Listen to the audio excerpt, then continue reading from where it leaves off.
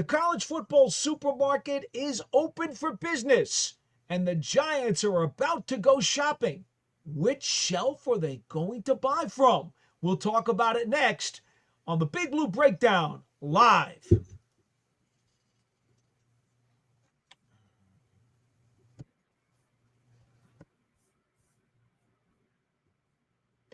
Hello again, everybody. Paul Dottino with you on the Big Blue Breakdown Live. So glad you could join us tonight. And we're going to get right to our very special guest. He's from the Football Gameplan and from CBS Sports HQ, Emory Hunt, who has been talking about football for many years. I've known him covering the Giants beat for a while. We bump into each other a lot. We like to talk old school stuff. And Emory is down at the Senior Bowl right now. So good to see you again, my friend. How's everything? It's going great, Paul. Always good to catch up with you and talk ball, man, like you said. Well, I got to tell you, man, this is an incredible week. Now, I know you got your suitcase packed and you had to get to the Shrine game as well as the Senior Bowl, but I thought we would start tonight's program right off the top. As I promoted last week for the fans, I wanted to start talking about some of these names that people are either able to see during the practices because they've been televised. Of course, we know that Lights Out streaming service had the Shrine Bowl practices, the games on NFL Network. Senior Bowl practice are on ESPNU and NFL Network, and both games will be on NFL Network, but there's nothing like being there. And that's really why I wanted to talk to you, because you have been there. And I think the first thing that I'm curious about, and what I'd like to go through, and fans, if you want to ask Emory a question, come in on the audio or the chat or the video. He's going to be with us for just a little bit, so we'll let you try to get in if you like. But I want to ask you about the positions in particular, although the Giants will not draft by position. Best athlete available is always going to be the way they go. But there are positions that we know that they're weak on. We know about quarterback, we know defensive tackle, and we know they'd like to get more depth at corner and along the offensive line. So, Emory, if it's okay with you, I'd like to focus on those four spots. And you tell me kind of, when I give you some names, kind of what you're seeing over these several days of practices at the two games. I want to start with the defensive tackle spot because everybody has told me, and from the limited research that I've started to do, that is going to be a very healthy spot in this upcoming draft. There were some really good prospects like Jordan Phillips, J.J. Pegues, C.J. West at the Shrine Bowl, and then the Senior Bowl has its share of guys as well. Yeah, and one name that really stands out is Shamar Stewart. And the reason why I bring him up, you think about in terms of the Giants, right? And you look at what they have up front along the defensive line. And when they had a nice trio up front, you had Dexter Lawrence and you had, 99.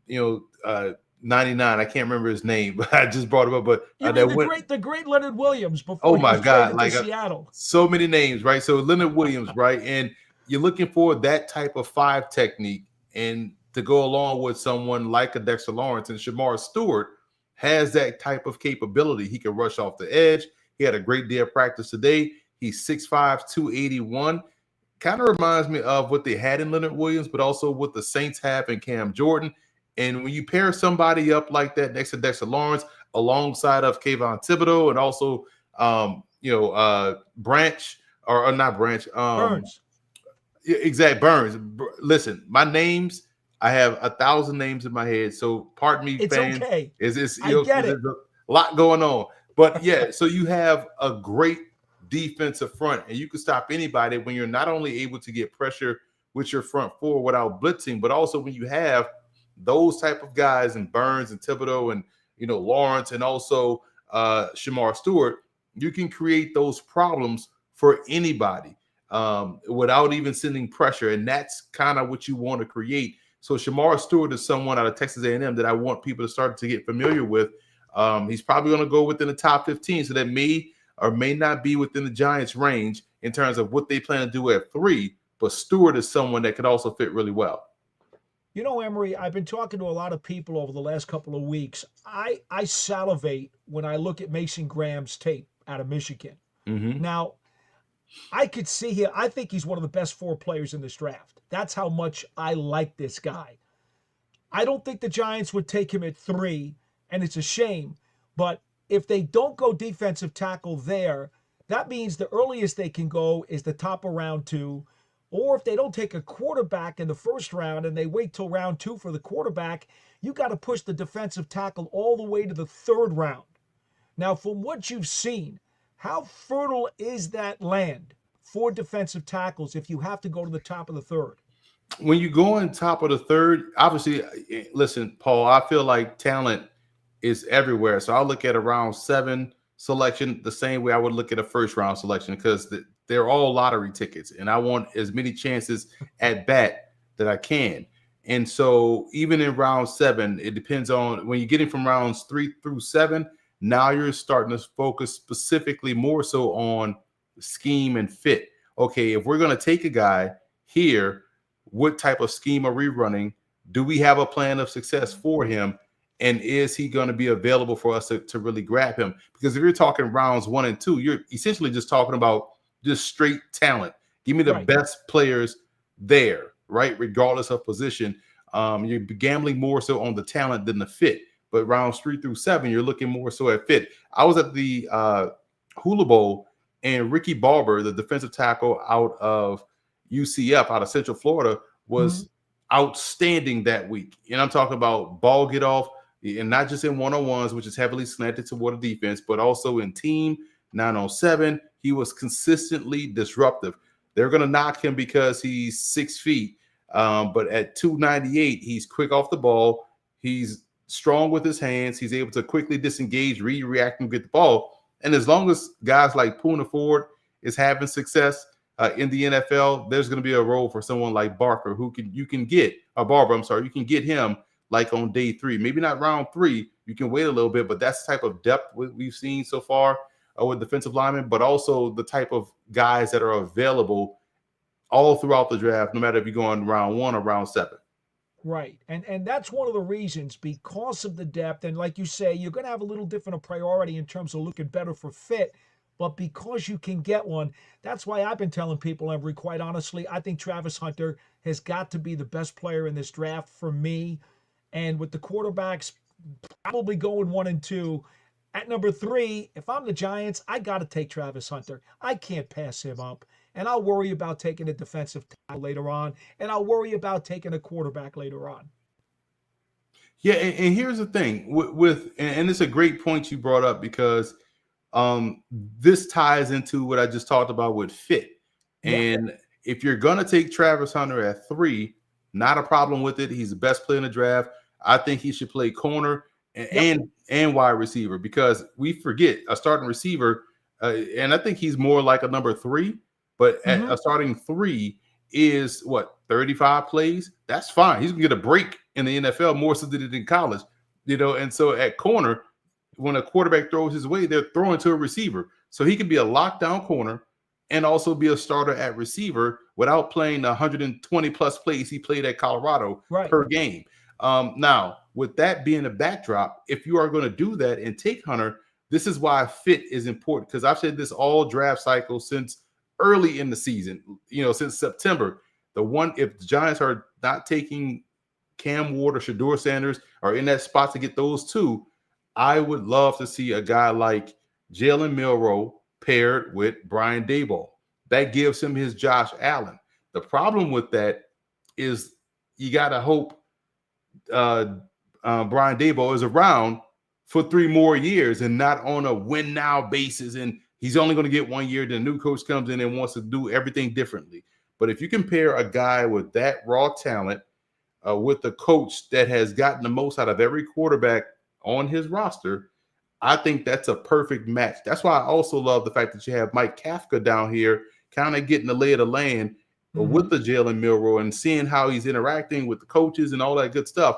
Because if you're going to go Hunter 3, technically best player available, Milroe could be there at the top of round 2, or you can get that 5th-year option where you want to trade back into the bottom part of the first round and grab him. So that's a great way of trying to game the system, because that's the one pairing I think makes sense if you're going to take a guy like Milroe in the first round. I just want to see him with Brian Daboll, and I think that could be a match that could work.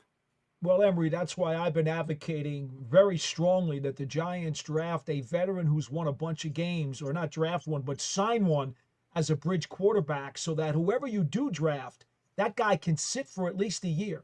he needs at least a redshirt year, whoever it is, whether it's Milroe or Jackson Dart. Now, you've got a chance to see both Milroe and Dart where you are now at the Senior Bowl.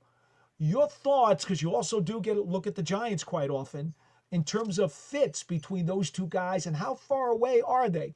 Would they both need a redshirt year, which I think they do, or do they need more than that? You need structure. And so I think the reason why I will go Milroe over Dart is Milroe has the one thing that Dart could never have, and that's the explosive play with his legs. Yeah. And we've seen that manifest itself time and time again. When things look dead in the water, the quarterback has a chance to take off and score from 80 yards out. That's just something that, the NFL hasn't seen. It's been around college football forever. But when you look at the NFL, when you have that element, that changes everything. It changes how a defense is cover you, defend you, what type of coverages you're going to see. It enhances your run game. So someone like Tyrone Tracy is going to look like the greatest back in the NFL because he has a guy taking away the backside defender and putting those linebackers in the bind and allowing the lineman to get to the second level with ease. So he has easier access to the second level. Is going to open up things for your tight end because you're going to have to sacrifice a safety in the run game. Now the tight end gets one-on-one with a backer or someone like that. So having the guy that's a true +1 back there changes everything. Dart doesn't do that. And I think that's where the difference in why people gamble on the upside of the guy that has the explosive mobility more so than a guy that can buy some time within the pocket. Because when you talk about that, you really got to hope that all 5 guys up front are locked in. You know what I'm saying? And so when you have a guy that can help rearrange that math, that's why you kind of have to gamble on him. I understand. Now, we also need to address, as we said, depth at corner, and also depth on the offensive line. So if you're a Giants fan out there and you want to watch these games, the Shrine Bowl and the Senior Bowl, maybe throw out a few names at both of those spots. Now, I know the corners, some of the top corners are not at these games. So, you're not going to see those guys, but the Giants probably won't be in a position to draft those guys anyway, outside of Hunter at number 3. Right. And some, thinking about what I just recently saw at the Shrine Bowl, someone like Noah Williams out of Cal led the nation in picks. So obviously Giants need guys that can turn the ball over, which is why you bring up a Travis Hunter. Noah Williams gets his hands on the football. You need those guys that can, create the short field for your offense. You have a guy like Kobe Bryant, who was outstanding in the Shrine Bowl. And talking about, and here's the thing, when I'm always shocked when I see things that I don't expect. If you told me, and I've watched a lot of Kansas football over the season, and if you'd have told me Kobe Bryant was 6'1", 190, I was like, yeah, that checks out. He looks like that on film. But he checked in at 5'11", 170. Plays way bigger than his size. Right. Has the dog in him, the nastiness, technique, ball skills. Even his teammate that's not in any All-Star game, Mello Dotson, is cut from the same cloth. And you see Quincy Riley, the cornerback this week here out of Louisville, fundamentally sound, well coached, great technician, excellent ball awareness in terms of like playing the ball through the receiver. And you see those type of guys and you feel confident, that a team can find someone outside of round 1. But also even going back to where I was at the Hula Bowl. Now, again, this is the 7th All-Star game this cycle that I've been at. But so I'm going back a couple of weeks to the Hula Bowl, and you have Carlin Vigors out of UL Monroe, and he's someone because I played in the Sun Belt Conference, so I kind of follow the Sun Belt more exclusively, see what was going on. And Vigors had a fantastic game against the University of Texas, and we know Texas has a trio of wide receivers that are legit studs and track runners. And so watching him, play well there. He's a long corner, 6'1", about 188, and have a dominant week at the Hula Bowl, just, building on what he did throughout the season at UL Monroe. That's a guy you could probably find on day 3 that no one's talking about. So these are the opportunities and by the nature of the position, because in college now that everyone is going predominantly, 4 wide, 5 wide, you're going to see more and more receivers and defensive backs that can step in right now and play because there's a lot of time on task. And that's why we're seeing the depth of these two particular positions more so than ever.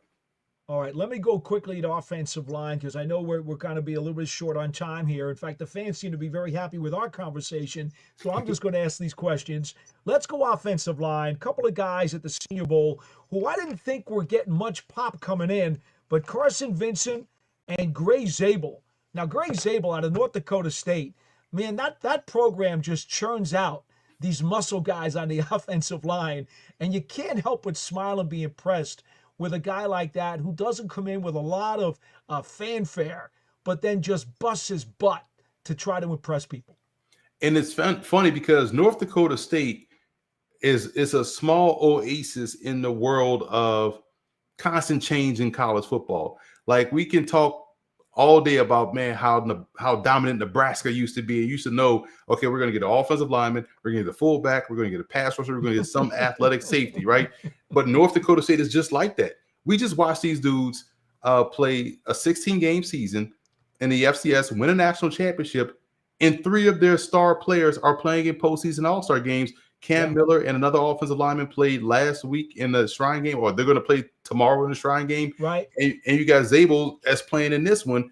And I tweeted out 2 days ago, he didn't lose a rep in one-on-one, and that was playing that guard, tackle, center. Like, it didn't matter. He was stonewalling guys. So to have that type of continuity within your game, that type of excellence, it's almost like, I joke about this, Paul, a lot, where there are certain programs at certain positions that sight unseen. Like, if you told me, oh, we got a cornerback or a defensive back from Rutgers, or a wide receiver from Pitt, or offensive lineman from North Dakota State, I'm cool. I don't even have to see him play. I know what I'm getting. So that's the type of deal. And Zabel has been phenomenal.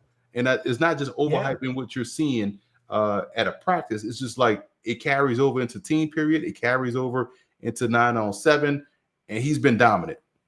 Yeah, I've enjoyed watching him in the video that I've been able to catch on the television coverage. All right, so if we look at those positions of need for the Giants where they certainly have to fortify, we know free agency's coming up first. But based on what you're talking about with depth and the ability for the Giants to help their depth chart in these positions, it sounds like the supermarket's going to have the fruit that they need. They don't necessarily have to spend big money in free agency to get someone at these spots because they should be able to get them in April, right? Well, here's my philosophy, and I said this earlier in the week, or right after the Monday following the championship games this past weekend. I said, listen, what we have seen from teams and consistently over time, it is not that hard to turn around a football team. You can do it in a season. The best and fastest way to do so is, and the cheapest way to do so, is the draft. So the Giants have a chance. Let's just say they have 7 picks, right? Just for the sake of easy numbers. Mm-hmm. That's 7 cheap players with talent that will infuse your roster. And then if you land a quarterback, that's why the quarterback is so valuable. Let's say they are able to get the Cam Ward or Shedeur Sanders. What that does not only increases the talent at QB, but it makes the Giants an attractive spot for those free agents. So now you can go and get, hey, T. Higgins, you want to come and play with Shedeur or Cam? I'm on it. Hey, we got a chance to win, because truth be told, these players watch college football too. They know who's a dog and who's not. And you got somebody that people want to come play with. That makes it all more the enticing to go and sign those guys, because right now the Giants would have to overpay for someone to come in because they don't have that attraction. But if you have that attraction and you have that star power, now you can kind of overpay for the free agent because you've aced the draft. The Rams have shown you the blueprint. If you nail the draft, you have a chance no matter how many first-round picks you don't have, right? Because you gave it away for a known asset. The Washington Commanders just showed you how it happens, how you can do it. The Philadelphia Eagles, they drafted Devonta Smith. They drafted all those Georgia players. They drafted Jalen Hurts. They drafted those corners. That shows you if you just continue to lock in on the draft. And the good part I can share with you guys, for the 7 All-Star games I've been at, sans the one in Canada that I go to every May, it's been multiple Giant scouts at every last one. So Right. that's great to see. So you have at least 3 to 4 scouts at 6 of these all-star games, and that tells me that they are hitting the pavement. They're trying to infuse that talent. I think they will do so this season. Well, let's not forget they've got 7 combined coaches at the 2 All-Star games this week. There you go. So I they mean, are locked in, and it's always funny because we're out there at rookie mini camp and the early training camps, the OTAs, and when they look at the roster, I'm like, oh, that dude was at the Tropical Bowl, oh, that guy was at College Gridiron Showcase. And I know because I'm seeing the Giant scouts there too. I was like, oh, that's cool. I saw them there, and that guy is here. So be patient, Giants fans. Help is on the way. Yeah, well, fortunately, they had such a good draft in 2024. So even though free agency's in March and the draft is in April, if you're a free agent and you're looking at what the Giants did in last year's draft and got a guy like Tracy and got a guy like Neighbors who really can do some things to help an offense, that might make it a little bit more enticing, even though the Giants' win-loss record did not turn out real well. And where the Giants potentially have to really start to knock it out the park. And I know people don't want to bring up Dave Gettleman, but this is where he had some success. And we saw one sample of that last year for the Giants under Joe Schoen, is knocking out the undrafted rookie free agents that make the team. Because those are, you talk about lotto tickets, that's almost like free lotto. That's like guaranteed winners. If you're able to get someone as an undrafted free agent that makes your roster as either a special teams ace or someone that can come in the rotation along the offensive and defensive line, man, what a win for you. And that's where the next step for Joe Schoen. He had a great draft last year. Let's see him have another great draft, but also start to get some of these guys that are undrafted free agents that make him hard to cut. Well, you remember that what they call the 8th round, right? They got Chapman, the defensive tackle, and they got Kubas, the offensive lineman, and both guys wound up playing some snaps this year. There you go. And that tells you like how valuable every opportunity to get someone in your building is, because had they not had those experiences, they wouldn't have known to go out and get those guys. And that's why everything matters. We are out there watching the 90-man rookie mini camp, knowing that 85% of these guys are not going to be on the roster, but man, the fact that we saw them in the building, that's someone they could reach back and be like, you know what, we kind of need this guy now. He did a great job maximizing the playbook, and he's going to help our football team. So don't think just because it's a throwaway roster spot or a throwaway, mini camp, all of it matters, man. And all of it is just storing information. All right, final question, Emory, because I know you got to run, but I want to ask you this. Everybody knows that quarterbacks get overdrafted. And I don't know how you personally feel about the top 2 guys in this draft, Ward and Sanders, where they would rank in terms of last year's class, or where they might rank in terms of the 26 quarterback draft class that'll be coming up in another year. But I'm sure none of us would be surprised if the quarterbacks went in the 1st and 2nd slots in this draft. So when the Giants are up at 3, Travis Hunter is in all likelihood going to be the best player left on the board if they go best player available. But what are your thoughts from what you've been hearing, because you're on the ground at all of these games and you're seeing all the scouts and the coaches? Do you really believe that it's going to be 1-2 with the 2 quarterbacks? Or is somebody up there going to throw a change up and say, you know what, I need Travis Hunter. I'm going to pass on one of these QBs because maybe I'm not as impressed with them as other people are?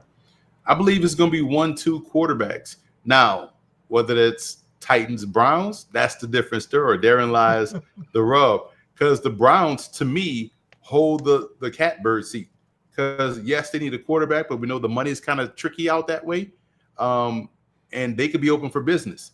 They know the Giants, they know the Raiders, they know there's always a wild card team like the Rams that could be like, you know what, man, like now is our chance to strike hot. We can go up and get a guy, right? So I do feel like we'll see both quarterbacks go 1 and 2. I think if you were to put Shedeur Sanders and Cam Ward in last year's class, we're talking about them being in the running for number 2 behind Caleb Williams. So at worst, they'd be 3 and 4. So those were the top 4 quarterbacks, in my opinion, last year. And I've been saying this in the tweets out there. Shedeur Sanders is the closest thing to Joe Burrow because of what he does from the neck up. Locked in the ice moments of the game, he is as calm, as cool, as collected as you want him to be. Cam Ward, a lot of what we've seen from him at Incarnate Word, I've been following him since then. Had him interviewed him when he was at Incarnate Word and at Washington State. Now his style and the same things I'm hearing about him negatively from people that has questioned about his game. It's the same style and same things I heard about Patrick Mahomes coming out of Texas Tech. So those two dudes have that dog in them. They have that fire that you want. So don't let people say that J.J. McCarthy would have been ahead of those guys or Bo Nix or Michael Penix. No, these two dudes have exactly what you want at the position, and they are able to, I think wherever they go, they're going to step in, play really well, and elevate their teams. All right, so I'm going to leave you with this. You have pick number 3 for the Giants. The 2 quarterbacks are 1 and 2. Do you just sit there and say, we got to pull the Travis Hunter card, and you bring him right to your team? Or do you even entertain the possibility of trading down a few spots? Or, for that matter, and I don't believe this, but I even saw Chris Trapasso from CBS Sports who thought the Giants might take Milroe with the 3rd pick. Well, listen, my philosophy in football is this. Can you score? Can you take the ball away? Guess who does both? Hunter. Travis Hunter. Like, give me that. Give me those guys first. If you can score, I want you. If you can take the ball away, I want you. Whether it's sacks or whether. So give me the guy that can do both. And in terms of Trapasso, I like where his head's at, but we just laid out what I would do if I was to go get Milroe. That's going to be a situation where, okay, now you're going to probably see a run on the old lineman, on some corners or whatever. And then now I have a chance to slide back into that first round on the back end and get a Jalen Milroe. At least try to get past, and this is where your scouts intel is going to be key, because the Raiders could be sitting there thinking like, man, we need to take a guy. Do they feel comfortable to take Milroe? So that's why I can understand Chris going Milroe 3, because we don't know what the Raiders are going to do. But me personally at 3, if the top 2 quarterbacks are gone, I cannot pass on Travis Hunter, because he helps the Giants on the back end with the interceptions, and he helps them on offense, adding another playmaker with Neighbors. So you don't even have to be the number 1 or the number 2. He could be number 3. And here's the other part of his game that no one's talking about that we haven't seen. He could return too. Bingo, because he hadn't done it. He hadn't done it in Colorado because he was, he needed a break. That was the only time he got a break. So that he unlocks all 3 phases. Could not agree with you more, Emory. And actually, even with the Giants, if you wanted to work them in slowly at receiver because of the guys they have, potentially he could even be the 4th receiver and only see 15 receiving snaps at the beginning if they wanted to work him in slowly. But I'm with you 100%. If the 2 quarterbacks are gone, and I'm not sure I'd take either one of them anyway, 3, to be frank with you. But I love Travis Hunter at 3. I think that's got to be the pick. So I appreciate your perspective on that, because we agree. Oh, my friend, it is great to catch up with you. I know you got to run. You got to get some sleep. You got to get some food. You got to get back out to looking at tape and looking at those guys. But I do appreciate you coming on with us tonight. Great stuff. Emory Hunt from the Football Game Plan and also CBS Sports HQ.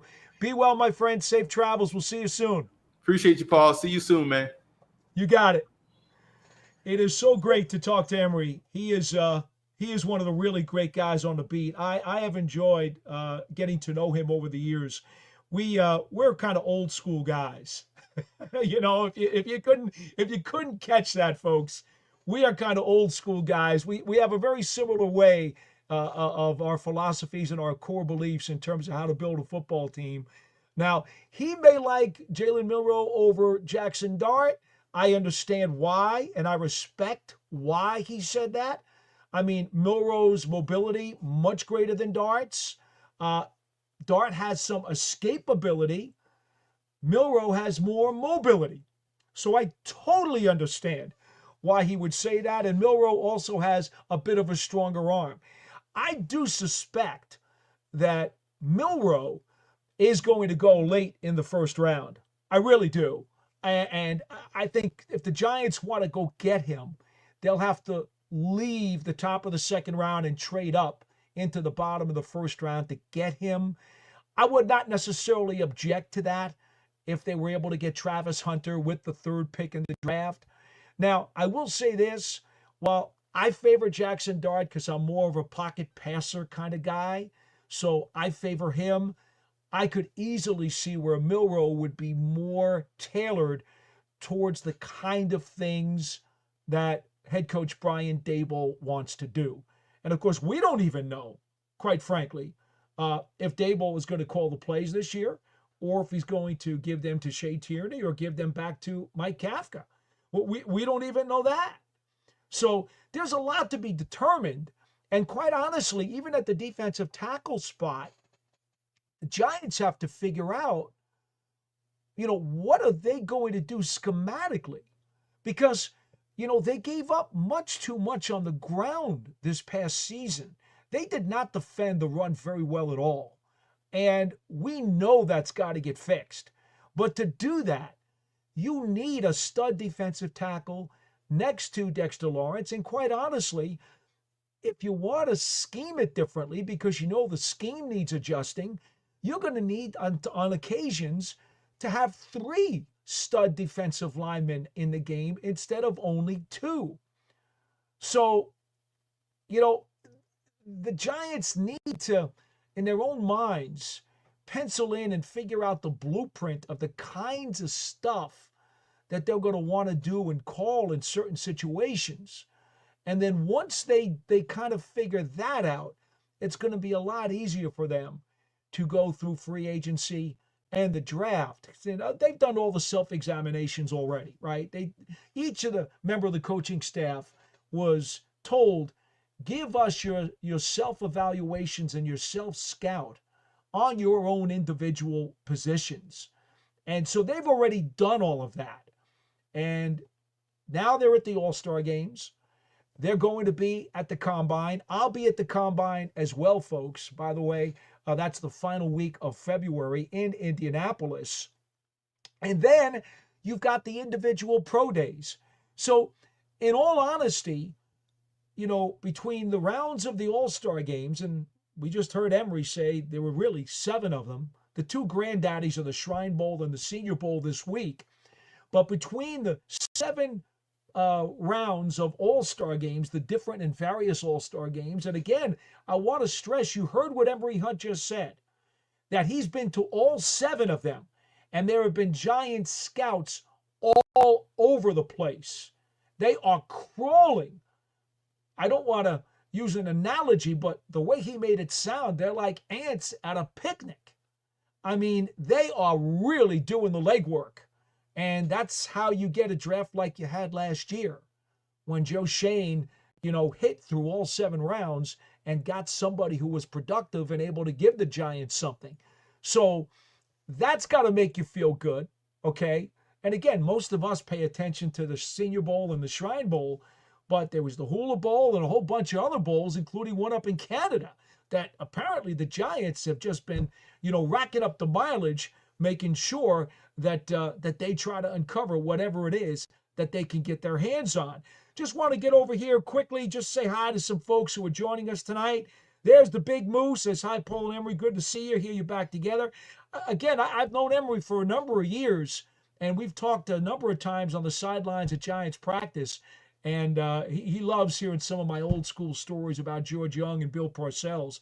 So it was really nice to have Emory on the program, and I do appreciate his time. Big Moo also saying, are we finally going to come to the fact that Evan Neal should be a guard? Look at Mekhi Becton. The Jets let him go because he was a bust at tackle.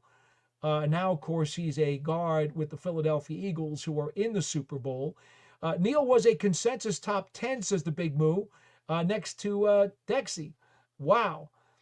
Yeah, I mean, everybody in their right mind thought that Evan Neal was going to be a super stud right tackle. I know he's had a lot of injuries, and I know he hasn't lived up to his potential. The Big Moo, here's how I feel on it, and I've been on record about this. All through the end of last season, I believed you keep Neal at right tackle. Now it's the offseason, okay? If you honestly believe that getting the Giants' best 5 on the field means Neal does have to move inside to guard, well, then this is the time to do it. Okay? It was not going to be productive for him trying to move him to guard during this past season. Remember, he had ankle surgery last January. It cost him the whole off season, cost him some of training camp. He finally gets a little bit of reps, but not much live in the preseason. So Carmen Brasillo, the Giants' new offensive line coach, and I asked him about this, and he said, "You have no idea how far behind he is."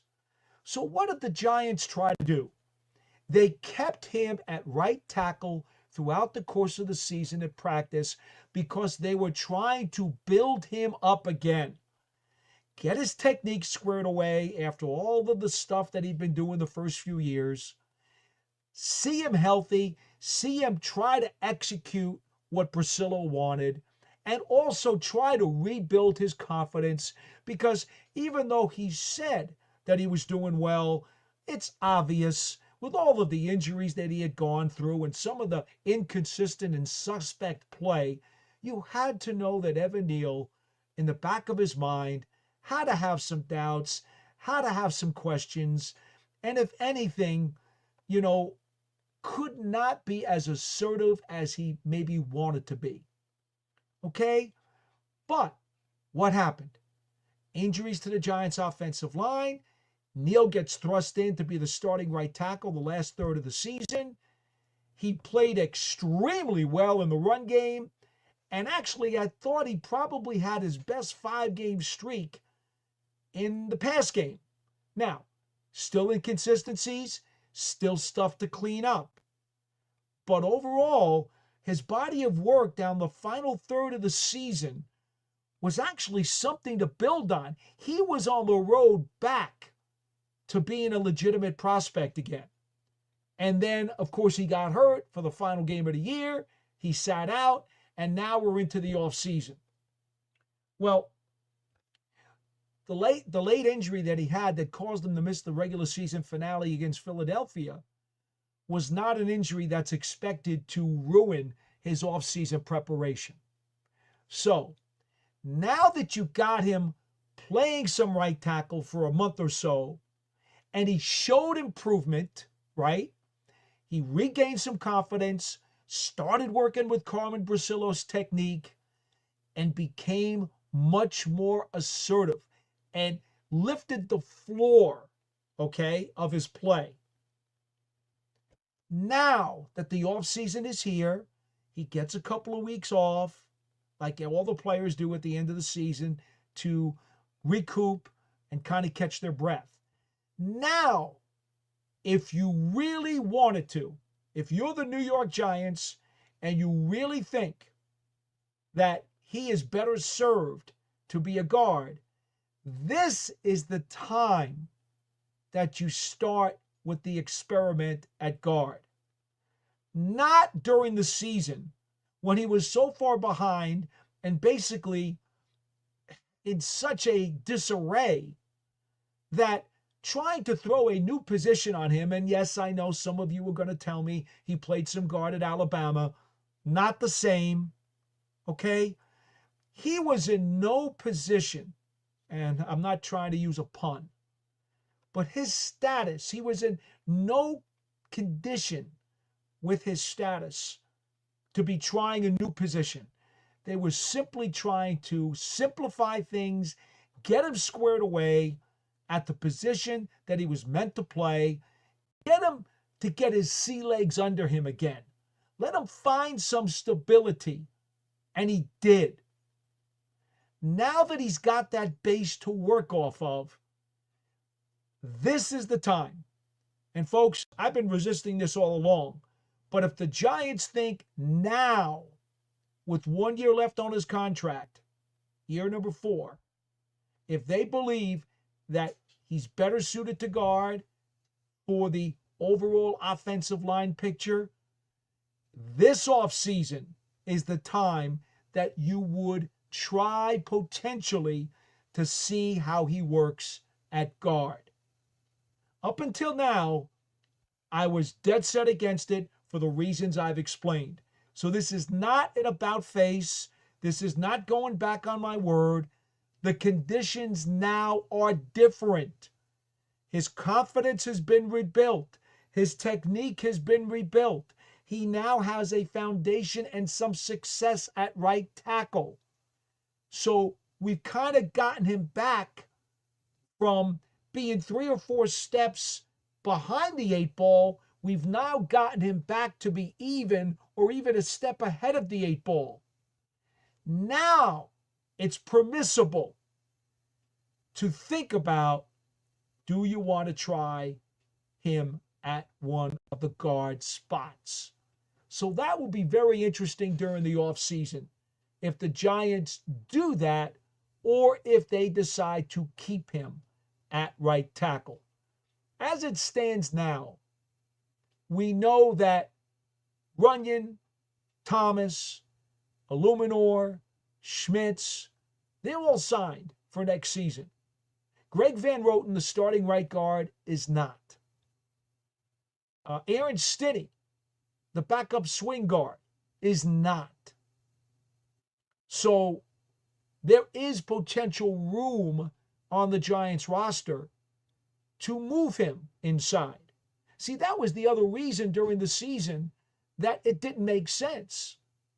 You had Van Roten, you had Stinney fussing around and messing with a guy's head and his confidence and his technique to say all of a sudden in the middle of the year, after he was already way behind, you're going to try to compete at guard. No, that made no sense whatsoever. And I still don't understand why so many of you out there wanted to do that. That was totally counterproductive. There's no way that he'd have a chance in the world of performing better at guard than either Van Roten or Aaron Stinney. Or for that matter, even Jake Kubas, who wound up playing some guard at the end of the season. The undrafted rookie free agent. One of the two guys, remember, North Dakota State, one of the two guys we just talked about with Emory Hunt a little while ago in the so-called 8th round of the draft, where you get undrafted rookie free agents. The Giants picked up somebody who they really like there with some real potential. They look at him as a Richie Seibert kind of guy, and there's nothing wrong with that. All right, the Big Moo, I took a long time to answer your comment or your question, but I thought it was really relevant and a very good one. All right, the Big Moo says, put Neal next to Sexy Dexy. You want to put him on defense now. No more double and triple teams. 700 pounds coming at you. Oh, the Big Moo, that's funny. James O'Keefe says hello, and I say hi back. James, how you doing? Aiden Fink, glad to be back after a rare absence last week. No problem. Hey, Aiden called up one of the Big Blue Kickoff live shows earlier this week that I was doing during the daytime. So very nice to have you on. James says, here we go. My choice pick for number 3, if available, is Hunter. He likes Abdul Carter as his second choice. And number 3, he likes taking Graham, the defensive tackle out of Michigan. All 3 are blue-chip impact players, not projects or projections. The Giants can't afford to get this pick wrong. James, I would agree with you 300% and would smash the table in front of me when the Giants got to that number 3 pick that they draft Travis Hunter. I could not be more emphatic that that's the pick I'd like them to get. Now, I've been talking about Graham for a while because I love Mason Graham, and I think pairing him with Dexter Lawrence would just be an incredible combination, right? It really would. I mean, kind of like pecorino and Romano grated cheese on the pasta. It doesn't get much better than that. But having said that, I've come to realize while dealing with Shrine Bowl and Senior Bowl prospects this week and watching these guys on the televised practices and starting to do some research, that there's going to be plenty of defensive tackle help for the Giants later on in the 2nd and 3rd rounds. Who knows, maybe even the 4th. You're not getting anybody even close to the skills of Heisman Trophy winner Travis Hunter, especially with his two-way talent. I think you have to pick Travis Hunter. The first two quarterbacks go. You have to pick Travis Hunter at 3 if it's me. That's just me. I don't know what the Giants will do. I've told you guys on this show before. I don't predict what the Giants will do because none of us know nearly enough to predict what they're going to do. I simply tell you, based on the lay of the land as I see it, who I would pick. You heard what our guest Emory Hunt of CBS Sports HQ and Football Gameplan said. Same thing I did. 2 quarterbacks had gone in the first 2. You got to take Travis Hunter at number 3. So James, we're on board here. Scott Young says, good evening. Always look forward to the show. I think for age, he's going to determine where we're going in the draft. I'm not sure I totally understand that. But Scott, it's always great to have you aboard on the program. Yes, very interested to see what we're doing in free agency, Scott. There's no question about it. I said something earlier today on the Big Blue Kickoff Live show, and I don't know if you guys caught that today. I was on with Matt Seitak, and we had John Schnook from the Senior Bowl. And I also said it yesterday to Lance Meadow, who was on the Big Blue show as well. I said, hey, guys, the truth is, if I had my way, I wouldn't talk about these quarterbacks at all. Because nothing that we talk about between today and March 10th, when the legalized tampering period opens for free agents, is going to mean a hill of beans. We can all speculate. We can all hypothesize. We can all drop our jaws. Oh my goodness, there's a picture of Coach Dable talking to Shedeur Sanders. The Giants are definitely taking Sanders. I mean, are you kidding me? We could all do that because it's a mindless reaction that absolutely makes no sense whatsoever. But this is kind of how social media works and how, when things get out there in the atmosphere, how people want to react. I guess they think it's fun. I don't know. But it's the free agent bridge quarterback that the Giants agreed to, whether it's March 10th or a couple of days later. That free agent bridge quarterback, the type of guy he is, his age, his skill set, where he is in his career, and specifically the contract terms that he signs for, that's going to provide a lot of hints as to what the Giants are looking for in the draft at the quarterback position. Are they going to do something, make a trade, or sign a free agent? Look, let's say, hypothetically, Team X traded for a Matthew Stafford or a Kirk Cousins or a Derek Carr and made a trade for one of those guys. That probably tells you that team, Team X, is more likely to draft a project quarterback on day 2 and rule out taking one at number 3. At the same time, if Team X signs a bridge quarterback, like a Jimmy Garoppolo, who I am in favor of, or an Andy Dalton, or a Russell Wilson, or a Justin Fields, whoever it turns out to be, that will garner Minshew, Marcus Mariota. No, Minshew's not a free agent. Let me take that back. But Joe Flacco, whoever it turns out to be, right?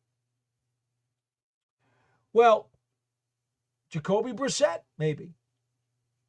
Whoever that bridge is, the contract terms will then tell you, is this a guy who, by the structure of the contract, they plan to have around for 1 year? Does the structure of the contract indicate they want the guy to be around for 2 seasons? Is it a hedge after 1 season that they can get out of it quickly for season 2? Is it a 3-year contract that locks the guy in for 2 years with a hedge or an out going into the 3rd? That's what's going to provide the hints. That's what's going to give you more information about how the Giants are thinking about the rookie quarterback that they're going to draft.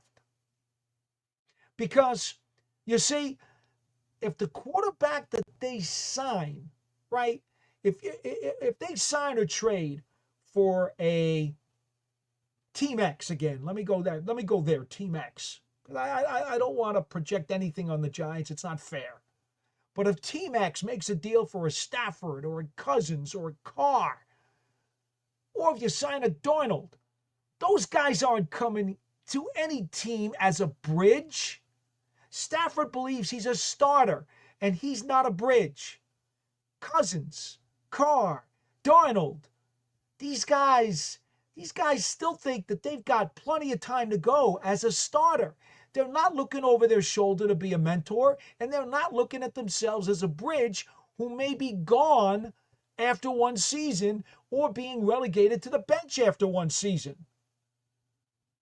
If you grab one of those kinds of guys, Team X, what you're telling everybody is that you believe with the money and the capital you've spent to bring in these guys who believe they're still full-time starters, that they're going to be starting for at least the next 2 years.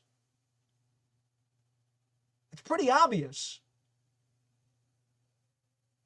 So that's why it's important, very important, to look at all of the angles, peel back all the layers of the onion after the Giants acquire their veteran quarterback. Is he a veteran free agent? Is he a veteran through trade? I'm not 100% sure. But I think, and I know a lot of people think, that Team X, in a position such as the Giants, would want to get a reasonably priced veteran quarterback who's proven he can win games in this league, because he'll have to face a very difficult schedule in 2025, and at the same time be a mentor to a project quarterback that you draft on the 2nd day and you intend on redshirting for the season. So here I have now taken several minutes to explain why it doesn't really help us at all to talk about quarterbacks for the next 6 weeks. I hope this makes some sense to you. But in all honesty, that's the time to start analyzing who's the guy they got, who's the veteran QB they got. Okay, let's go through these layers. Now we can start talking about, well, do they need a guy who's going to be more developmental, or a guy who is supposedly at the top of the quarterback class and may be ready to play within a year? That's what you got to do. Back to James for a second. I like what he said at the very end here. The Giants can't afford to get this pick wrong. James, you couldn't be more right. What's the one thing missing from Joe Schoen's drafts after 3 years with the Giants? He hasn't drafted an all-pro. Malik Nabers was an injury replacement this week and named to the Pro Bowl. So he is now the first Pro Bowl player in Joe Schoen's 3 drafts. But they still haven't drafted a first-string Pro Bowl player, and they certainly have not drafted an All-Pro. That's something that needs to change this year. Last year was a terrific draft. Productive players up and down. That's terrific. Okay? Terrific. But it's not spectacular unless you get a true superstar. Malik Neighbors may wind up being that guy. Tyler Nubin might wind up being that guy too in another year or two. But at the moment, the previous 2 drafts did not supply the Giants with a bona fide superstar. And that's where the Giants really need to raise their level in the draft. Not just pick a full slate of 3 days of productive players. They need 3 days of productive players, and at least 1 or 2 of those guys to be mega impact players. Now, Kayvon Thibodeau took a big step back this past year. Wasn't really the impact guy they wanted him to be at the beginning. Broke his wrist. Missed, 5 weeks, whatever it was. Came back. Still didn't make the kind of impact that we thought he was going to make after what we saw in his second season when he had double-digit sacks. The idea is that you want the guy to continue to ascend. And when you saw Thibodeau get double-digit sacks in year 2, the idea was, okay, let's see if we can have more impact in year 3. Did not happen. They need Kayvon Thibodeau to be a major league impact player in year 4. Of course, he's got to be healthy, though, too. All right. Let's keep going down here through some of these chats. I'm a little bit behind, folks, and I do apologize for that. Sean Jackson, how you doing this evening? Hey, always great to talk Giants football, Sean. Appreciate hearing Emory's perspective on draft prospects. You know, I've been a Spags guy. Please tell me you're not pulling for the Eagles in the Super Bowl. Sean, I've actually communicated with Spags this very morning. And, I consider him a friend. Personally, I could not pull harder for a gentleman who is one of the finest human beings that I've ever met in over 40 years of covering the National Football League. He is one of my favorite all-time people and one hell of a defensive coordinator. So if you think that I ever would root against a Steve Spagnuolo team, you're sadly mistaken. Now, I am part of the New York Giants broadcast team. When Spags and his defense goes up against the New York Giants, that's a different story. I work for the Giants broadcast team. It is obviously advantageous for me to be interviewing winning players and winning coaches after that game. I would still seek out Spags and shake his hand and wish him well and tell him I hope you win every other game. So, yes, I am definitely, as hard as I possibly can, pulling for Spags to achieve his fifth Vince Lombardi trophy. Look, I don't ever expect that the Pro Football Hall of Fame will vote on coordinators getting into the shrine. I don't expect that to ever happen. It's just not the way the game is built. But if there were a wing for coordinators in the Pro Football Hall of Fame, you could put me at the front of the line to vote for Steve Spagnuolo. I can't say enough about him as a person and as a coach. Gary Gaston says, nice info on the Senior Bowl today. Is there any news from the afternoon practice? Well, Gary, I got to tell you, I watched the morning practice. I did not see the afternoon practice. Got tied up. I had to do the Big Blue Kickoff live show and then had to tend to a couple of things before we got squared away here tonight. So no, I did not. Oh, by the way, there's Tudu. Oh my goodness. Once again, coming back like he always does. This guy never stops. Let me get right back to your answer because I was a little bit delayed here on getting to my man. Tudu is, folks, if you don't know who he is, Tudu Azarit from the Italian national rugby team overseas is not only one of our loyal followers on this program, but he's just, without even knowing him or meeting him, he's an incredibly nice guy and incredibly generous. And I can't tell you how much it warms my heart to have that kind of fan respect and response from somebody, especially who's not even here on the mainland, and appreciates the game and the information that we're talking about here regarding the Giants and the National Football League. So Tudu, once again, man, just thanks a ton. I can't say it enough of times. You just keep doing it every single week. And I can't thank you enough. All right, Gary, back to your question. So no, I don't have much on the afternoon practice. I will be trying to review some of the video later on tonight. And then I'll be back on the Big Blue Kickoff live show tomorrow. And John Schmelk, I believe, will also be able to, chime in from the stadium down there and give us some more information on that. Big Moose says, thanks for responding. You think Evan Neal has potential? There's no question.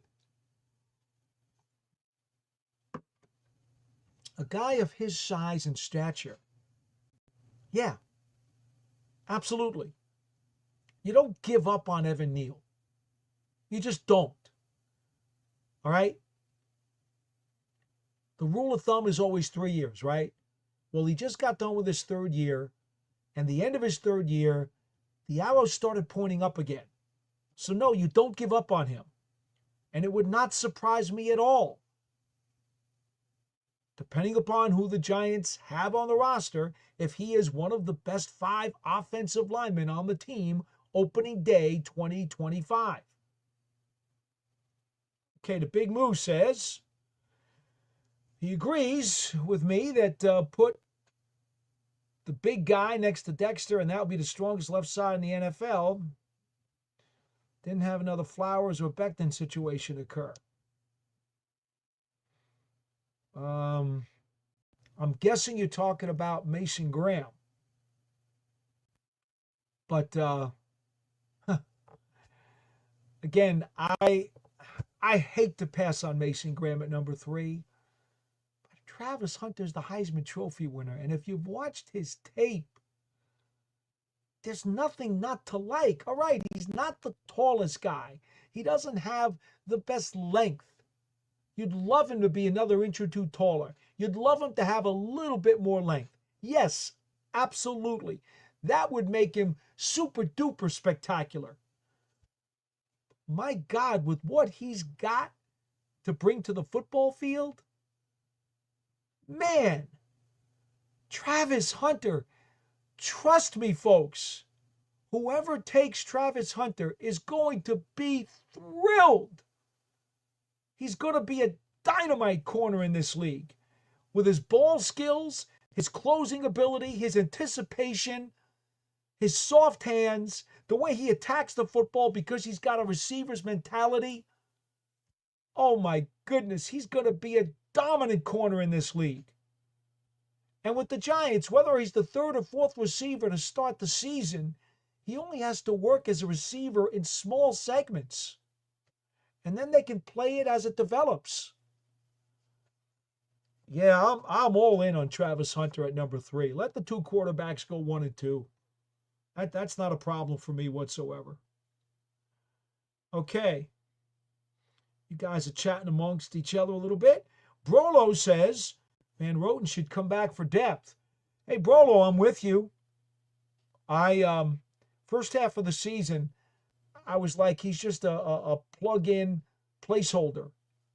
I was wrong. Greg Van Roten had a solid year at right guard for the Giants. And he's a great locker room guy and brings an awful lot of wisdom and experience and maturity and professionalism to the rest of his team. And I would assume because of his family situation, he's originally from Long Island. And when he came to the Giants at the end of training camp, he told us that he had other offers. But the reason he came here was twofold. One was because of his family situation, and he really didn't want to pick them up. He was hoping that he could settle here locally. And number two, because Carmen Brusilla was here, who was his offensive line coach with the Las Vegas Raiders. So I would assume that you could get Van Roten back on another bargain basement price. And yeah, I think the Giants should welcome him back. I don't necessarily believe that, he let him compete, but I don't think he should be the starter. I think if you could upgrade the starting spot, you should. But I think there's room on the 53 for him. Absolutely. And even though the Giants have an estimated over the cap says $43 million in cap room going into this offseason, that'd be great if you can get a functional guy at a relatively small price. The Big Moose says, we did great last year in the draft. This year, more picks for Joe. Looking forward to finding the right guys. Think Joe and his scouts are all on the same page. Well, folks, if you're joining us late, Emory Hunt of the Football Gameplan and CBS SportsHQ told us he had been to 7 different All-Star games this year, including the Hula Bowl and including one in Canada. And he could not get away from Giant scouts who were all over the place at every single one of these opportunities. So they are hitting the pavement. James O'Keefe says, agree 100%. I love Graham, but came to same realization about depth of other positions. We can get a good DT in rounds 2 and 3. Cornerback and edge, not so deep. That's where it is for me, James. I'm all about Travis Hunter at number 3 right now. And look, I know that there are some people, okay? There are some people out there who believe the Giants have to take a quarterback at number 3, and it doesn't matter who it is, right? There are some who don't care if it's Ward or Sanders or Milroe. There are even some people out there who want the Giants to trade up to 1 or 2 so they can get one of those quarterbacks. I'm sorry, I'm not on that boat. Now, you're more than welcome to be. I've told you guys on this program before, as long as you have logic and a rational thought process behind your opinion, you can't be wrong. We can agree to disagree. For me, let the 2 quarterbacks go 1 and 2. I'm sitting there at 3, and I'm taking Travis Hunter. And I promise you, you will not be disappointed. I don't think there's any team in this league that would take Travis Hunter and feel bad about it. I would be shocked. He's as sure a thing in this draft as there is. And with his ability to play offense and defense, and as you heard Emory and I both brought this up, he can also play some kick return. Some of you are going to say, oh my God, no, if he's going to be that good, he's going to start. We don't want him on the returns. Fine. If you don't want him on the returns, then don't put him on the returns. But that's just an added option if you want to. The point is, the guys that can't miss. And you don't get very many of those.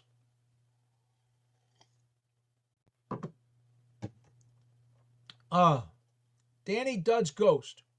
Who's most to blame for the 6-year Daniel Jones saga? There's really no most. It's a slew of folks. Part of it's on Daniel Jones. Part of it's on all the offensive linemen that let him down. Part of it's probably on some of the play selection at times.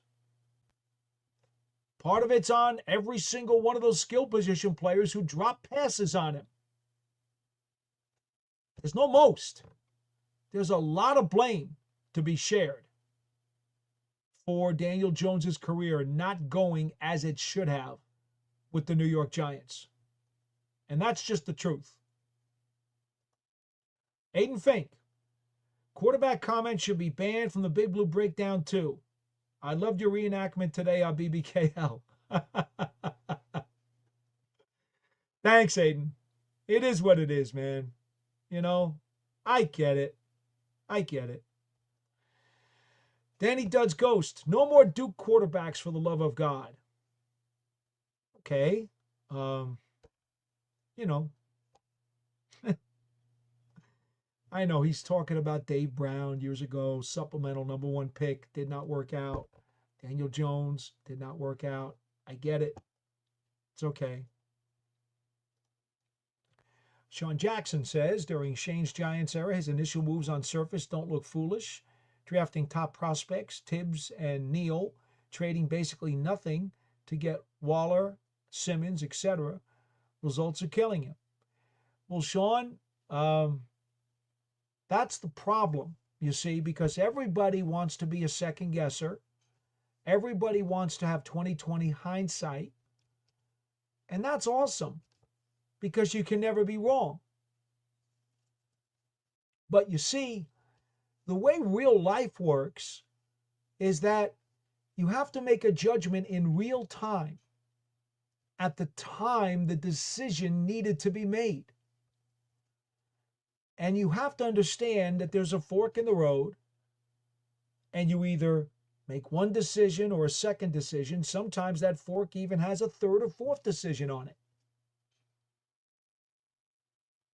And yes, ultimately, on the backside, you can say if the results were good or bad. That's true. Nobody's denying that reality. But when you grade the decision or the judgment, you don't grade it on the result. You grade the result separately on the backside and say the result was good or the result was bad. But you have to turn the clock back and turn the calendar back to the time of the decision or the judgment.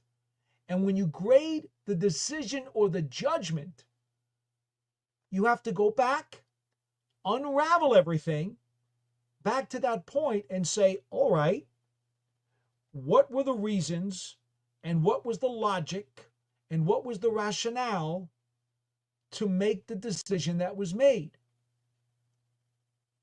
The rationale may have been outstanding. There may have been logic. There may have been common sense. There may have been all the evidence in the world that said, you take fork #1. Well, if that's true, then the decision or the judgment gets an A. The grade is an A on the decision or the judgment. But you can have an A grade on that and then have an F on the result. Because there's a lot that happens between the decision or the judgment and the result. And it's all that stuff in the middle that determines the result grade. Some of that stuff in the middle, you have zero control over. Folks, that's the way it is in our lives. With our jobs, with our businesses. That's the way it works. We've all made A+ decisions at one time or another. And that A+ decision led to an F result. It's happened to every single one of us. And guess what? It happens to general managers too, in all of the sports. Thank you, Sean, for raising that issue. The Big Moo says, in my opinion, to get a guy's free agent quarterback, you need to give him 2 years guaranteed money.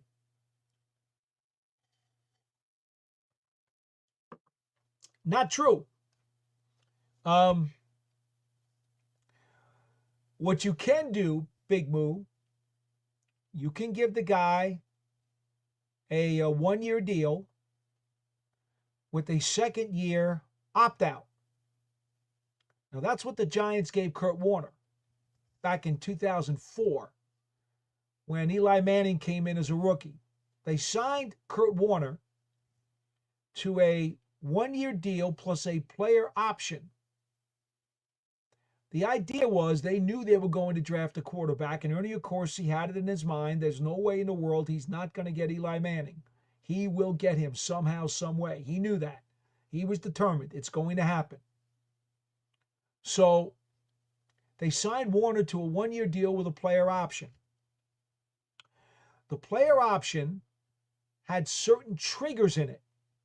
They were low ball statistical numbers that Warner had to hit. And he knew that as he started the season, no matter who the rookie quarterback was going to be, and again, we all knew it was going to be Eli, that he would hit all of those triggers sometime early in the season. So even if the Giants decided to give the ball to the rookie, Warner would have already hit the triggers. What did those triggers do? The triggers would allow him to then void the second year of his contract so that he could become a street free agent again. Now, why did Kurt Warner do this? He had been released by the Rams. They had moved on from him. He had had an issue with a broken thumb, and he was on the scrap heap. He was a free agent. Nobody seemed to be very interested in giving him a chance to be a starting NFL quarterback again. So he took that deal with the Giants, knowing that if he started at least the first half of the season, in his mind, he was gambling on himself, because he knew that if he played the first half of the season, he knew that he would play well enough to convince another team that the following year he deserved an opportunity to start. So that's why Warner signed the deal. So what happened? He played 9 games. Giants were 5-4. He hit all the triggers. Tom Coughlin went to Eli Manning to get a kick started and a head start on the following season. Turned out to be the right move, because in 2005, Eli led the Giants to the playoffs. Kurt Warner took his game tape from that 5-4 start, voided out the second year of his contract, and got a deal with the Arizona Cardinals to be their starting quarterback. So what the Giants did was help him to resurrect his career. And then he led the Arizona Cardinals to a Super Bowl. And because of that, it guaranteed his Hall of Fame credentials. Because I happen to be a big Kurt Warner fan, but I don't think he gets into Canton if he doesn't have that third chapter of his career. I'll call the Rams his first chapter, the Giants his second chapter, albeit very small, and then the Arizona Cardinals his third chapter. But resuscitating his career and going to the Super Bowl with the Cardinals solidified his Hall of Fame status. That's what the Giants need to do. They need to find that bridge quarterback, that guy. This year, it was Sam Darnold, who resurrected and resuscitated a floundering career to have a great season with the Minnesota Vikings. The Giants need to sign a guy who wants to have the opportunity to add more chapters to the back end of his career. That's why, for me, Team X, I prefer Jimmy Garoppolo. A guy who's 34 years old coming up this year, who's won a ton of games, who's won playoff games, who's quarterbacked the team as the starter in a Super Bowl, and is dying to get a starting job again as he's behind Matt Stafford with the Rams, dying for a starting job, desperate to prove himself again that he should be a starter in this league. I just think it would be an outstanding opportunity for him to go to Team X that needs a bridge quarterback. It's a perfect scenario. James O'Keefe says, on another subject, I was going to call into BBK and get yours and Schmelk's opinion. Given the Giants' quicksand of mediocrity, to steal a phrase, yes, you have, James. Please pay. No, I have not copyrighted that phrase. I wish I could, but I don't think that it's allowed. I'd like to see rosters expand to 60 players. Well, here's the thing, James. Because the practice squads are now as large as they are, and they also allow the handful of veteran exceptions to be on the practice squad, and they have the mobility to have each practice squad player get 3 activations as they go up and down on the practice squad. No, I don't think the rosters are going to expand. The happy medium was to enhance the freedom and flexibility of practice squad players. And I'm thrilled with that rule, which really didn't really become fruitful and really become a significant factor in the league until COVID. COVID did a lot of things in terms of how people operate. I'm not talking about the destruction in society and all the horror, loss of life, and illness that it caused. God knows that's tragic. But what did COVID do? It did 2 things that I could speak of firsthand. It enhanced remote broadcasting and remote work for anybody who's got a computer. I mean, whether or not we were going to get there at one point, it got accelerated because of COVID. The other thing COVID did, it changed the way the NFL does business because of the whole practice squad situation.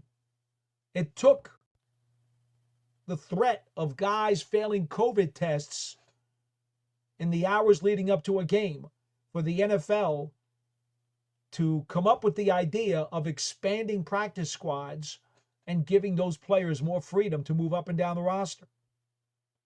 I don't know why it took that for the league to come to its senses, but it did. All right. James says, have a 5-man practice squad poachable still by other teams. With all the injuries and being able to develop college players, it would enrich the quality of the league. Again, I like the way it is right now, James. The only thing I would change is I would have a concussion protocol list like they do in Major League Baseball.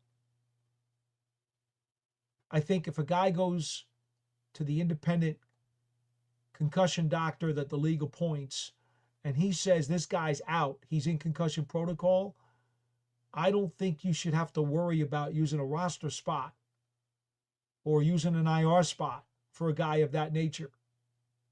I think there should be an allowed freedom of movement if you wanted to replace him with a practice squad guy, and without having to make the subsequent moves and to use up one of that guy's moves. I could go into this for another 20 minutes. I'm not going to, But I do think there should be a concussion protocol list for every team that would not count against the 53. But the league hasn't figured that out yet either. Aiden says Burns was a Pro Bowl alternate this year, to be fair, and Bobby O was snubbed in 23. Well, that's fine, but Aiden, the point was about the draft. You know, that's the point. Giants have not hit a diamond in the draft in the 3 years of Shane's tenure. Neighbors may turn out to be one. Newbin might even turn out to be one. But to this point, they have not actually grabbed a diamond yet. Aiden wants to know, you like any of the DTs that could go in the second round or later if the Giants go QB? That's exactly what we were talking about with Emory Hunt earlier tonight. There are plenty of defensive tackles available, probably in even the third round. He was even thinking the fourth. Guys you could get. So I love Mason Graham. You Michigan people out there, I love him. I really do. I can't tell you how much I love watching this guy's tape. But no, I've decided if I'm making the pick at 3, I got to pass. I'll take one later, Aiden. I will. I'm definitely taking one, maybe 2. What I'd really like to do, if it's Team X and I'm in charge, I'm signing Milton Williams, the defensive tackle from the Philadelphia Eagles, who's a pending free agent. I'd be signing him and then drafting a defensive tackle. So I'm bringing in 2. That's what I would do. And yes, I would go with the corner, Hunter, Travis Hunter, in round number 1. Tudo, you did it again. Look at this. Look at this. Tudo comes through again. Oh, my goodness. This guy's unbelievable. If you meet up with Coach Spags on Super Bowl day, please pay our respects to him. I was 8 years old when JPP was drafted and worked out with Coach Spags. And JPP, he'll remember me. He used to call me jacked up Italian kid. No kidding. Well, Spags and I did communicate today via text message. I don't know if I'll see him at the Combine or not at the end of February, but I did see him last year. And I always try to look for him when I'm there. And I promise you, Tudo, if I can catch up with him at the Combine, he's kind of busy right now. Just a little bit. I will promise you that I will bring this particular item to his attention. I will remember that. Believe me, I will. And Spags is the kind of guy who will remember too, because that's the kind of guy he is. So thank you, Tudo, for once again, for your generosity and for sticking with us. What else do we have here? Sean Jackson says, Shane finally drafted a Pro Bowler in Neighbors. Yeah, he was a second alternate, but has since been lifted up to Pro Bowl status. Amon St. Brown wound up opting out because of injury, and that spot has now gone to Malik Neighbors. So you say Neighbors can be an all-pro with good quarterback play. Yeah, he might be, Sean. He might be. Not there yet, but he could be. Shane must draft major difference makers this spring. That's what we're talking about. Think most, if not all, playoff teams drafted well at one point. It's, again, you got 2 concepts within that comment. He's drafted well. He hasn't drafted spectacular. And that's really what it comes down to.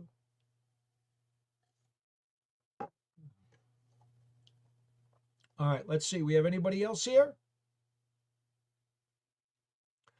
All right, we got a couple more here that I'm going to get to, and then we're probably going to sign it off tonight.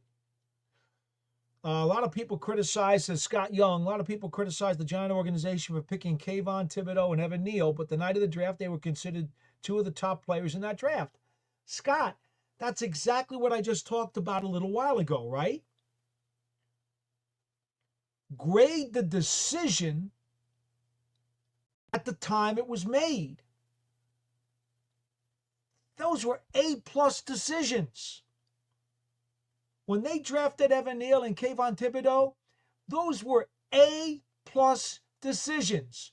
Had they passed on either one of those two guys, people would have went crazy and ballistic.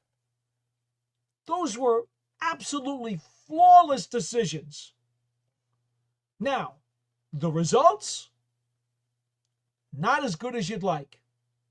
Absolutely. Totally concur with that. But the decisions are still A+. It's two different grades. So yes, Scott, I'm glad you brought that up. That's a great example of what we were discussing before. Juan Rivera says Mason Graham should be the pick. I know, Juan, I know. I have wrestled with this, and it's so hard for me to pass on Mason Graham. He says, dude's a beast, and we need difference makers in the trenches, not the shiny new car. Juan, here's the argument against it, right? And it's not just about the fact that defensive tackle is much deeper in this draft, because that's certainly a very logical argument. There's probably only 3 corners in the first round. Okay? In fact, I think, what did Daniel Jeremiah, I think, says there's 3 more in the second round. But there's only 3 in the first round. And Hunter is the only one in the top handful. And remember, he also plays receiver. So that's one reason. Okay? The depth at the positions that you're talking about. The other reason is obvious, right? The Giants certainly need defensive tackle and corner, but when you look at the 4 core positions that every team tells you have to have, well, you have to have the pass rusher, you have to have the cover corner, you have to have the stud left tackle, right? And you have to have the quarterback, right?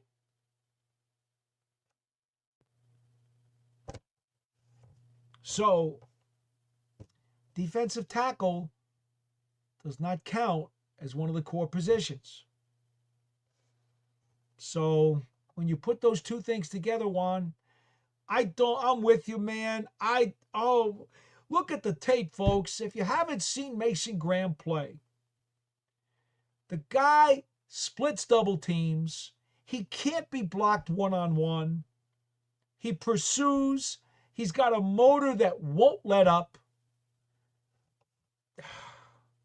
There is nothing that he can't do at that spot. He checks every box. But Juan, I'm still going Travis Hunter. At least right now. Let me get to the combine in a month.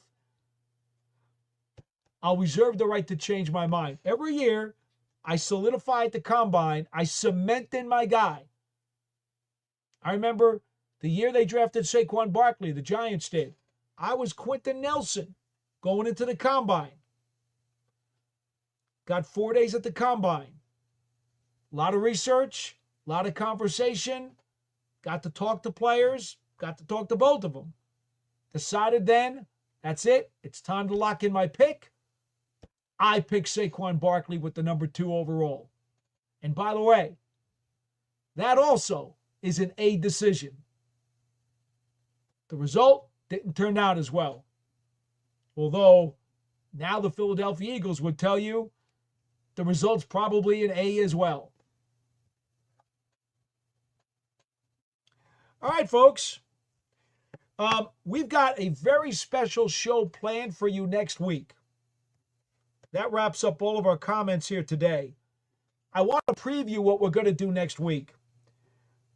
If you guys out there are longtime Giants fans, and I'm not talking about just the last few years, and I know if you have been, you've gone through a lot of really difficult times. But we're going to do something really, really fun. Really fun next week. We're going to do a special Super Bowl show next Wednesday, 8 o'clock Eastern Time, here on the Big Blue Breakdown Live. A special Super Bowl show. Okay? And here's what we're going to do. We are going to pick the all-time Giants Super Bowl starting lineup. And I hope you guys are not only in on the chat, but I hope you're giving me video calls and audio calls. Because here's what I want to do. The Giants have been into 5 Super Bowls. They won 4. They lost 1. They've been to the Super Bowl 5 times. What we're going to do is we're going to line up 11 guys on offense. Okay? And we might line up 12 guys on defense because there's a mixture of 4-3 and 3-4 schemes. So we might go with 12. We're going to go with a kicker, a punter, and a kick returner.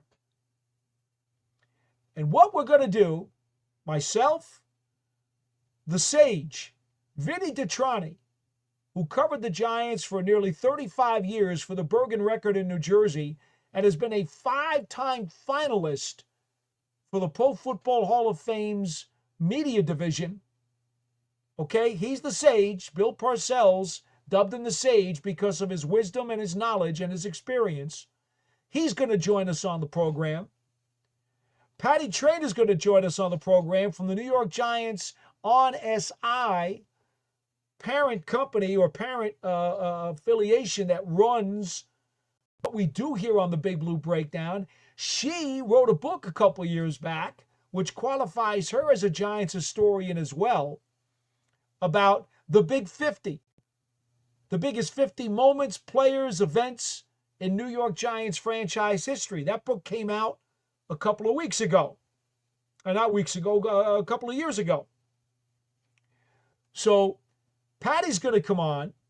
I've covered the Giants now. I just finished my 42nd season. So between Patty and Vinny DiTrani and myself, folks, I don't want to make any of us feel old, and may Patty and Vinny forgive me, but between the three of us, that's over 100 years of coverage of New York Giants football. The Giants just completed their 100th season of NFL football. So what we're going to do is we're going to have these 3 Giants historians come on the program, and we are going to battle it out and name our all-time New York Giants Super Bowl starting lineup. So we're going to go to the 5 Super Bowls the Giants played, and we're going to have to pick the best corner who played for the Giants in those 5 Super Bowls. We're going to pick 2 corners. We're going to pick 2 safeties. We're only going to pick 1 quarterback. Do you pick Eli Manning or do you pick Phil Simms? There's going to be some hot debate going on between the 3 of us. That's going to be really, really fun. But here's the beauty of it. I want you guys to join in on that show.